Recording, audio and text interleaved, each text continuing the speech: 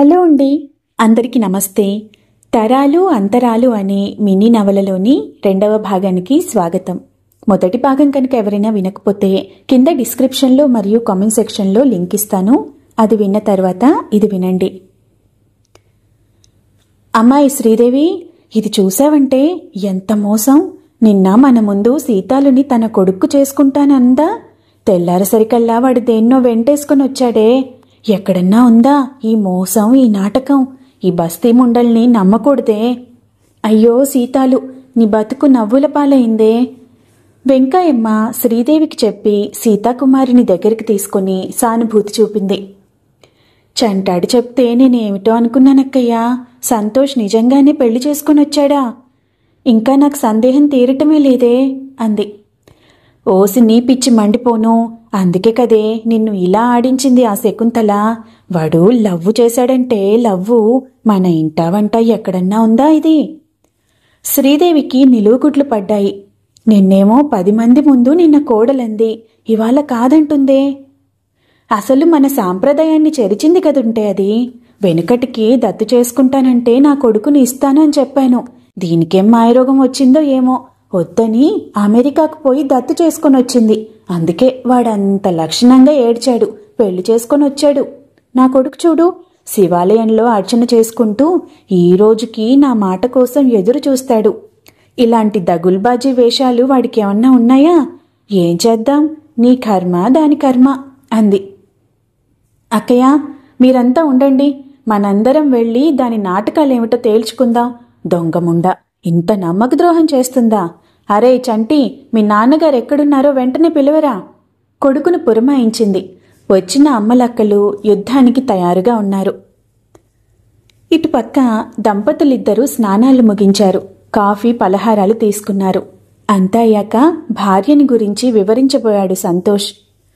రూపా, రాత్రి నిద్రలేదుగా, నువ్వెళ్ళి పండుకోరాదు? రూప అర్థవంతంగా నవ్వి గదిలోనికి వెళ్ళింది. మా ఆఫీసులోనే స్టెనోగా పనిచేస్తుందమ్మా ఈ రూప. ఈమెకు నాకు మధ్య ప్రేమ గొడవలేమీ లేవు, కానీ సానుభూతి, జాలి ఇవేనమ్మా నన్ను తనకు జత చేసింది. అంటే అని అడిగింది శకుంతల. ఆమెకు అర్థం కాలేదు. రూప వాళ్ళు బీదవాళ్లు. వాళ్ల నాన్న ఏదో కంపెనీలో గుమాస్తాగా పనిచేస్తున్నాడు. రూప స్కూల్ ఫైనల్ చదివే రోజుల్లో ఓ జమీందార్ గారి అబ్బాయి ఆమెను ప్రేమించాడు. ఆ సంగతి వాళ్ల నాన్నకు వీళ్ల నాన్నకు చెప్పాడంట. రూప వాళ్ల నాన్న భయపడ్డాడంట. వాళ్ల నాన్న తిరస్కరించాడంట. తన మాట వినకపోతే తన కొడుకువే కావు అని అన్నాడంట. కాని అతను లెక్క చేయకుండా ఇల్లు విడిచి రూపను పెళ్లాడటానికి వచ్చాడంట. గుళ్ళో పెళ్లి చేసుకుని తిరిగి కారులో ఇంటికి వస్తూ ఉండగా కారు యాక్సిడెంట్ అయ్యి పెళ్లి కొడుకు, డ్రైవరు, రూప తండ్రి చనిపోయారంట. శ్రీరామచంద్ర, బాధగా నిట్టూర్చింది శకుంతలమ్మ. తల్లి కూతుళ్ళు ఒకేసారి పసుపు కుంకుమలు కోల్పోయారు. తర్వాత బ్రతుకు తెరువు కోసం రూప ఉద్యోగంలో చేరింది. అందాల బొమ్మ వంటి రూపముఖంలో వెలితి, విచారం చూసి నేనో రోజు అడిగి తెలుసుకున్నాను. నా ప్రాణం విలవిలలాడింది. తల్లి విషయం కన్నా అన్యం పుణ్యం ఎరగని రూపకు తీరని అన్యాయం జరిగింది అని అనిపించింది. మళ్ళీ పెళ్లి చేసుకోరాదు అని అడిగాను. రూప కన్నీరు పెట్టుకుంది. జీవితం చేజారిపోయింది అని చెప్పింది. ఆ సాయంత్రం రూప వెంట వాళ్ళింటికి వెళ్ళి వాళ్ళమ్మతో మాట్లాడాను. తన కూతురు జీవితం చిగర్చటం కన్నా తాను ఏమీ కోరుకోనంది. తన తల్లిని, చెల్లెల్ని ఒంటరిగా వదిలి తాను పెళ్లాడలేనంది రూప. జీవితంలా మనిషిగా ఓ మంచి పని చేయటానికి ఇదొక మంచి అవకాశం అని అనిపించింది నాకు. దీనికి తప్పకుండా నువ్వు హర్షిస్తావని నమ్మకం నాకుంది. అందుకే అక్కడికక్కడే నా నిర్ణయాన్ని తెలిపాను. రూపని నేను స్వీకరించి కుటుంబాన్ని నిలబెడతానని చెప్పాను. నా మాటకి వాళ్లంతా ఆనందించారు. అంతలో వాళ్లకు తెలిసిన ఓ పెద్ద మనిషి రావటం, జరిగిందంతా వినటం జరిగింది. వెంటనే పంచాంగం తిరగవేసి, రేపు మంచి లగ్నం ఉంది, ఇలాంటిది పుష్కరానికి ఒక్కసారి మాత్రమే వస్తుంది కనుక రేపే చేసేద్దాం అని అన్నాడు.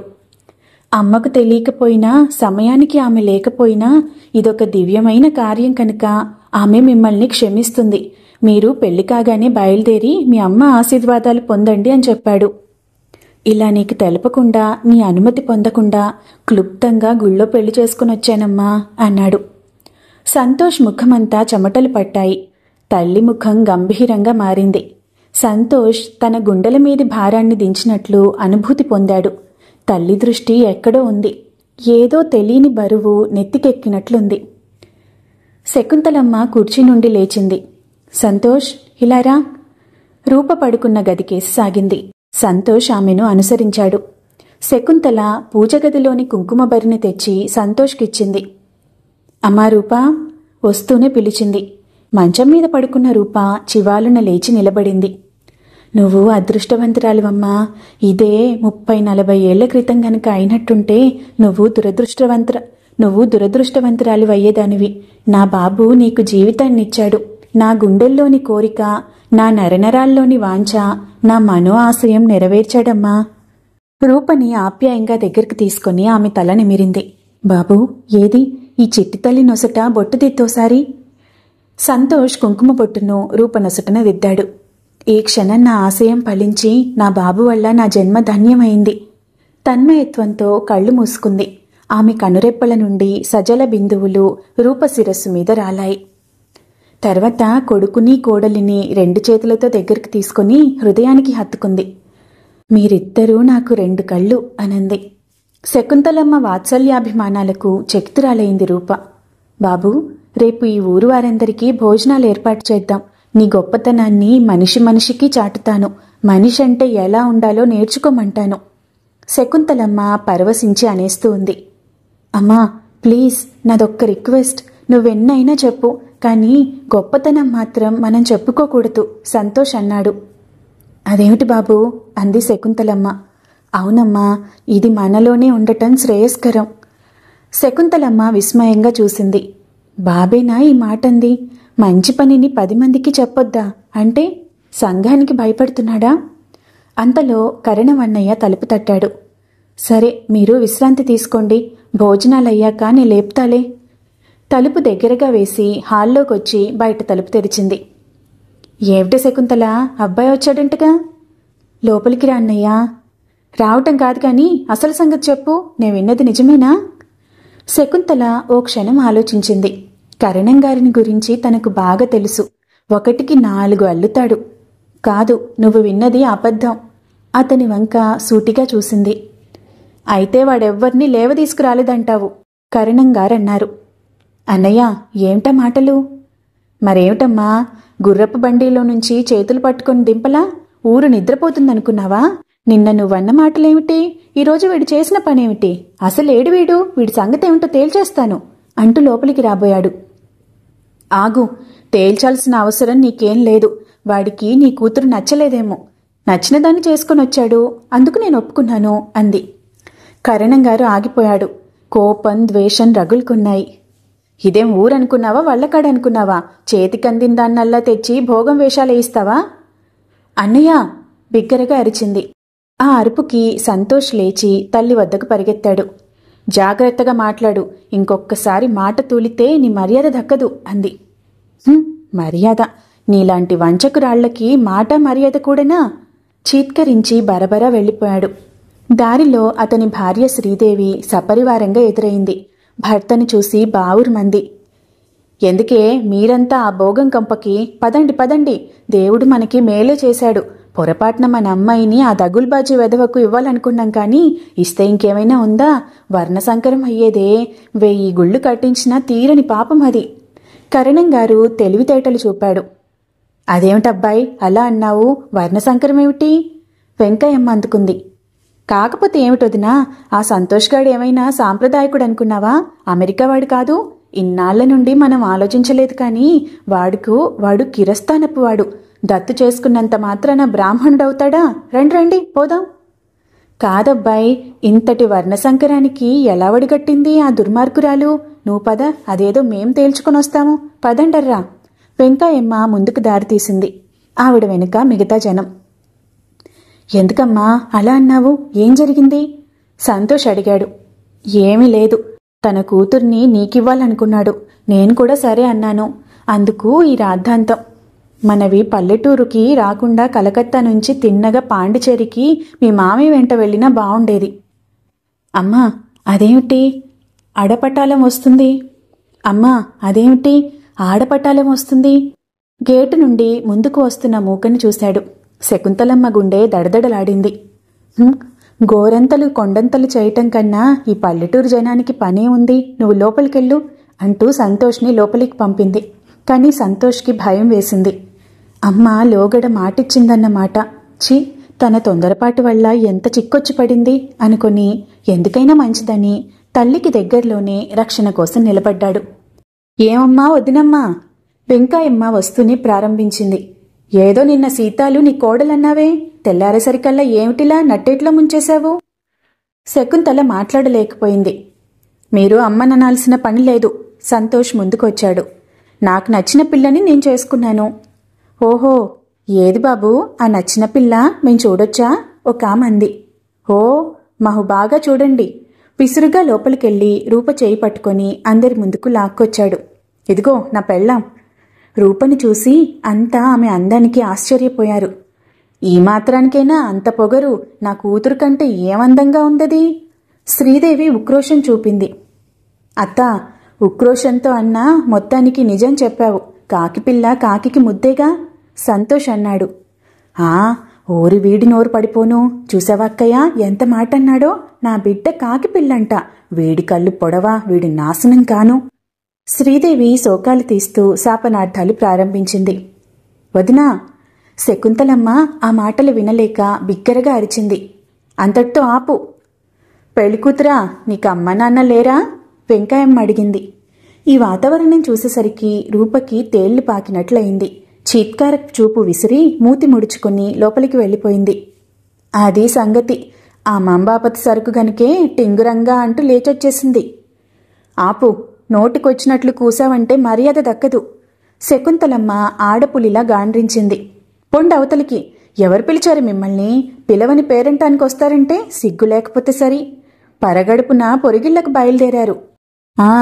సిగ్గెవరికి లేదో తెలుస్తూనే ఉందే. శ్రీదేవి అందుకుంది. గంతకు తగ్గ బొంతం తెచ్చుకున్నావుగా.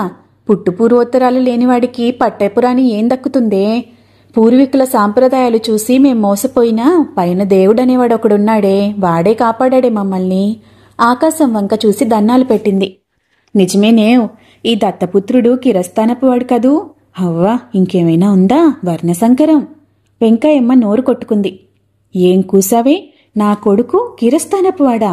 శకుంతలమ్మ ఆవేశంతో పేట్రేగిపోయింది. టీపాయ్ మీదున్న గ్లాస్ తీసుకుని వెంకాయమ్మ కేసి విసిరింది. చాతుర్యంగా వెంకాయమ్మ దెబ్బ తప్పుకుంది. మిగతా జనం భయపడి వెనక్కు తిరిగారు. వెంకాయమ్మ శ్రీదేవి మాత్రం ఇంకా పగ సాధించాలని ఉన్నారు. ఎంత వగలాడివే మాయదారిదానా! ఎంత పల్లెటూళ్ళలో ఉన్నా మాకు ఆ మాత్రం తెలీదంటే? అమెరికాలో మనలా బ్రాహ్మణ సాంప్రదాయకులు ఎందుకుంటారే? వాళ్లంతా కిరస్థానపు వాళ్లు కాదంటే? దత్తు చేసుకున్నంత మాత్రాన కిరస్థానపు వాడు బ్రాహ్మణుడవుతాడా? శ్రీదేవి అంది. అది వినలేక చెవులు గట్టిగా మూసుకుంది శకుంతల. ముక్కు పచ్చలారని మొగుడి మొహమైనా చూడకుండా వళ్లకాట్లో పెట్టిన ముదనష్టపు దానువు కాదంటే నువ్వు? నీకు మంచి బుద్ధులేలా వస్తాయే? వస్తే నా కొడుకునే దత్తు చేసుకునేదానివే. ఆ కిరస్థానపు వాడిని కులంలో కలిపేదానివే కాదు. వెంకాయమ్మ మెటికలు విరిచిపోసింది. కాదు కాదు, నా బాబు కిరస్తాని కాదు, నా బాబు కిరస్తాని కాదు. దొంగ ముండల్లారా పొండి! ఏడుస్తూ కాలి చెప్పులను తెచ్చి ఇద్దరి మీదకు విసిరింది. ఆ చెప్పు దెబ్బలు తిని ఇద్దరూ నోటుకొచ్చిన కూతలు కూస్తూ పారిపోయారు. ఇడియట్స్! వెళ్లి తలుపులు వేసి వచ్చాడు సంతోష్. తన తల్లి ఇంకా గోడకు తల ఆనించి ఏడుస్తూనే ఉంది. నువ్వు ఊరుకోమ్మా, ఆ ఫూల్స్ అన్నారని నువ్వెందుకు ఆవేశపడతావు? నేను క్రిస్టియన్ని అయితే మాత్రమే శాస్త్రయుక్తంగా దత్తు చేసుకున్నావు, సాంప్రదాయ సిద్ధంగా పెంచావు. ఇంతకంటే ఇంకేం కావాలి? ఏ కులస్థుడికైనా ఏ మతస్థుడికైనా నువ్వు బాధపడకు. తల్లిని ఓదార్చాడు. కాదు బాబూ, కాదు. నువ్వు నా బిడ్డవేరా, నా సొంత కొడుకువిరా, నా గర్భంలో పుట్టి నా రక్తం పంచుకున్న నా బంగారు కలవిరా. నువ్వు దత్తపుత్రుడివి కాదురా. ఉండబట్టలేక తన గుండెల్లోని మాటని బయటకి ఏడుస్తూ అనేసింది. అమ్మా! విస్మయంగా అరిచాడు సంతోష్. రూప పరిగెత్తుకొనొచ్చింది. అవును బాబూ, అవును. నేను నీకు స్వయాన అమ్మను. నా మాట నమ్ము. ఏదో తెలియని ఉద్వేగం ఉత్పన్నమైంది. అమాంతం కొడుకును గట్టిగా కౌగిలించుకుంది. అమ్మా, నువ్వేమంటున్నావో నీకైనా తెలుస్తుందా? తల్లికి దూరంగా జరిగాడు. భయంగా తల్లి ముఖంలోకి చూశాడు. నిజం బాబూ, నిజంగా నువ్వు నా కొడుకురా. ఏళ్ల తరబడి గుండెల్లో దాచిన ఈ నిజాన్ని ఇవాళ నీతో చెబుతున్నాను. మళ్ళీ నన్ను అమ్మా అని పిలువు బాబూ అంటూ మళ్ళీ సంతోష్ని కౌగిలించుకోబోయింది. ఆగు! దూరంగా జరిగాడు. ఆ శబ్దానికి శకుంతలమ్మ కంపించిపోయింది. సంతోష్ చెవుల్లో వెంకాయమ్మ మాటలు గింగురుమన్నాయి. ముక్కు పచ్చలారని మొగుడి మొగమైనా చూడకుండా వళ్లకాట్లో పెట్టినా అన్న మాటలు మళ్ళీ మళ్ళీ వినిపిస్తున్నాయి. సంతోష్ గట్టిగా చెవులు మూసుకున్నాడు. వద్దు, నే వినలేను అని బయటకు అనేశాడు. బాబూ, అలా అనకురా, నేను అమ్మన్రా, నీ కన్న తల్లిన్రా. చేతుల్లో ముఖం దాచుకుంది. సంతోష్ ఓ క్షణం మౌనంగా ఉన్నాడు. మనం సంఘజీవులమని, మన చుట్టూ ఓ సంఘం ఉందని గుర్తుంచుకొని చెప్పమ్మా అన్నాడు. ఈనాటికి నువ్వు పెద్దవాడివయ్యావు. శకుంతలమ్మ తీవ్రంగా చూసింది కొడుకు వంక. ఆచారాల పేరుతో ఆడవారి జీవితాలను చితికి చేర్చేదిరా ఈ సంఘం. అబలల జీవితాలలో ఆరని నిప్పులు రగిల్చేదిరా ఈ సంఘం. ఇలాంటి దుష్ట సంఘాన్ని నేను లెక్క చెయ్యను. దాని ఉనికి నాకక్కర్లేదు. ఎవరు ఏమన్నా సరే, నువ్వు నా కొడుకువనేది నిజం. ఆవేశంలో ఆమె ముక్కు పుట్టాలు ఎగురుతూ ఉన్నాయి. కళ్ళు ఎర్రబారి ఉన్నాయి. సంతోష్ కూడా ఆవేశపడ్డాడు. తాను తల్లితో మాట్లాడుతున్న విషయం మర్చిపోయాడు. నా చుట్టూ ఉన్న సంఘంలోని ఒక వ్యక్తిగా అడుగుతున్నాను. నువ్వన్నదే నిజమైతే నీ కొడుక్కి నిజమైన తండ్రెవరు చెప్పు. సంతోష్! భూమి దద్దరిల్లింది. నాకు నిజం కావాలి రెట్టించాడు. లేరు, నీకు తల్లిని తండ్రిని అన్నీ నేనే. నువ్వు అమ్మ కొడుకువిరా బాబూ, ఈ అమ్మ కొడుకువి. మళ్ళీ దుఃఖాన్ని ఆపుకోలేకపోయింది. అమ్మ కొడుకు పసివాడేం కాదు, కాకమ్మ కథలు వినటానికి. నిజం చెప్పు. అయ్యో, నా మాట నమ్ము బాబూ, నీకు నాన్న లేరు. అంతకంటే ఇంకేమీ అడగకురా. నే చెప్పలేను. నిలువలేక లోపలికి వెళ్లి బెడ్ మీద పడిపోయింది. సంతోష్ అంతటితో ఆగలేదు. ఆమె వెంట వెళ్ళాడు. నువ్వు చెప్పకపోయినా నాకు అర్థమైంది. భర్త ముఖం చూడకుండానే తాలి తెగిపోయిన ఆడపిల్లలు కాలు జారితే కలిగే పిల్లలకి ఏమని చెప్పు. మాట పూర్తి అవకముందే సంతోష్ చెంపలు వరుసనే చెల్లుమన్నాయి. కళ్ళు బైర్లు కమ్మాయి. దుర్మార్గుడా, ఇదట్రా నువ్వు తెలుసుకుంది. ఇందుకేనట్రా నిన్ను పెద్ద చదువులు చదివించింది. ఏ కొడుకురా తన తల్లిని ఇలా అడుగుతాడు? ఏ కొడుకురా? దేవుడా, ఇంకా నన్ను బ్రతికించే ఉంచావా? నా గుండెలు పగలగొట్టి నన్ను తీసుకువెళ్ళిపో ప్రభూ. ఈ నీచుడి ముఖం నేను చూడలేను. పో ముందు, నీ ముఖం చూపకు. మళ్లీ వీపు మీద బాదుతూ బయటకు నెట్టి తలుపులు వేసుకుని భోరున ఏడ్చింది. మనస్సు చెదిరిన సంతోష్ కూడా అక్కడ నిలవలేకపోయాడు. రూప అడ్డు వచ్చినప్పటికీ లెక్క చేయకుండా విసురుగా బయటకు వెళ్ళిపోయాడు. రూప అచేతనంగా చూస్తూ ఉండిపోయింది. కొంతసేపటికి తలుపులు తీసింది శకుంతలమ్మ. ఓ సూట్ కేసుతో బయటకొచ్చింది. పాలేరు సాంబయ్యను కేకవేసి ఎడ్లబండిని సిద్ధం చేయమంది. రూపా, నేనెన్నో కలలు కని ఆశలు పెంచుకొని కన్న కొడుకును ఈరోజు కాదనుకుంటున్నాను. నేను లేకపోయినా వాడిని కాపాడుకునే బాధ్యత నువ్వు తీసుకున్నావు. అలాగే ఈ ఇంటి బాధ్యత కూడా తీసుకో అమ్మా. నేనిక లేనని చెప్పు. తాళపు చెవులగుత్తి అందించి చీరకొంగును నోటికి అడ్డం పెట్టుకుంది. అత్తయ్య, అలా అనకండి అత్తయ్య. మమ్మల్ని విడిచి వెళ్ళొద్దత్తయ్యా. రూపకు దుఃఖం ఆగలేదు. వద్దమ్మా వద్దు. ఏ కొడుకు అనలేని మాట నా కొడుకు అన్నాడు. అప్పుడే నేను చచ్చిపోయాను. వడివడిగా సూట్ కేసుతో బయటకు సాగింది. సాంబయ్య చేతిలోని సూట్ కేసు అందుకొని బండిలో పెట్టాడు. శకుంతలమ్మ ఎక్కగానే బండి బస్తీకేసి సాగింది. నిస్సహాయంగా రూప నిల్చుండిపోయింది. మరి ఆ తర్వాత ఏం జరిగిందో వచ్చే భాగంలో తెలుసుకుందాం. ధన్యవాదాలు.